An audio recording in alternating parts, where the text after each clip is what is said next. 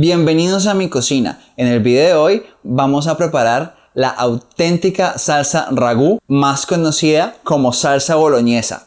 Esta es la receta que está en la Academia de Cocina Italiana. Antes de continuar, recuerda suscribirte en el botón rojo de abajo y darle clic a la campanita para que no te pierdas ninguna receta. El paso a paso y los ingredientes están en un enlace en la descripción. Sin más preámbulos, vamos a prepararlo. Ok, el primer paso que vamos a hacer es preparar nuestros vegetales. Los vamos a picar en brunoise, o sea, cuadraditos chiquiticos muy finamente. Para cortar el apio les recomiendo que lo aplasten un poco con la hoja del cuchillo antes para que no quede esa media luna. Un tip que les doy para la zanahoria es que la corten primero a la mitad, vayan sacando láminas y después los bastones y los cuadraditos.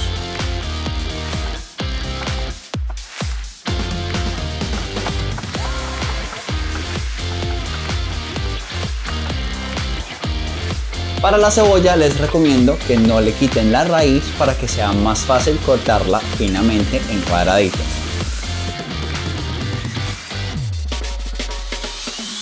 Si te ha gustado esta receta, dale un pulgar arriba.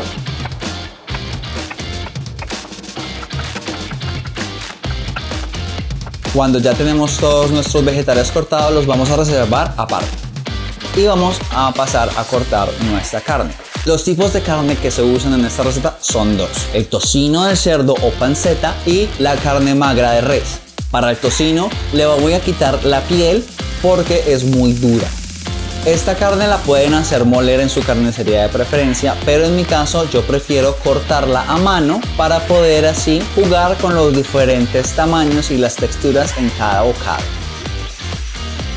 La carne de ternera o carne de res también la vamos a cortar en trozos más bien grandes porque me gusta que se sientan en la preparación. Si ustedes prefieren un corte de carne un poco más pequeño, adelante, córtenlo un poco más pequeño. Esto es preferencia de cada uno. También lo pueden hacer con carne molida, queda igual de delicioso.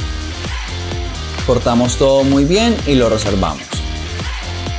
Cuando ya tenemos todo esto preparado, en una olla lo suficientemente grande, vamos a poner a cocinar nuestro tocino.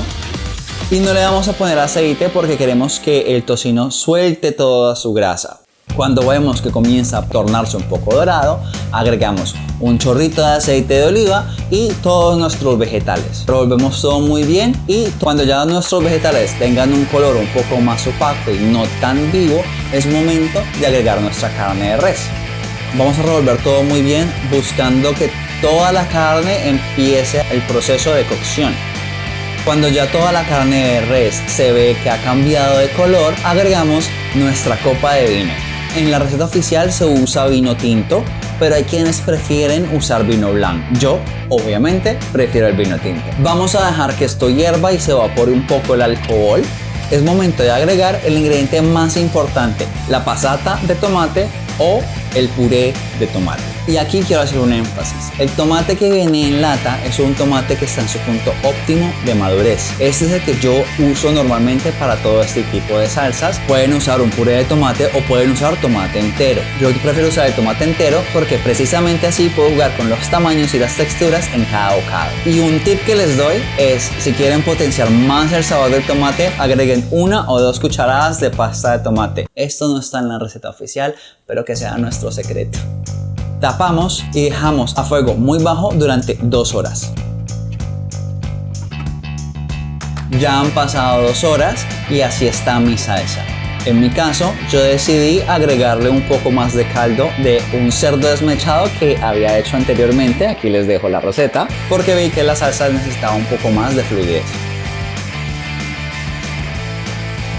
Rectifico un poco de sabor y le agrego un poco más de sal.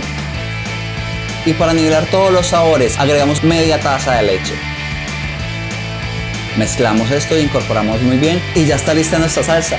La podemos usar inmediatamente para unas pastas o una lasaña o la podemos guardar y tendremos salsa ragú auténtica de Italia por hasta una semana en el refrigerador.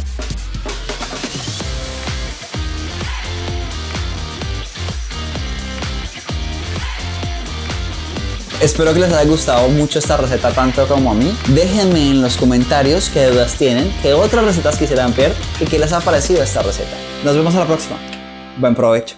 Y voy a hacer un flasheo de mi super camiseta de la 26 porque Cali te amo. Sí.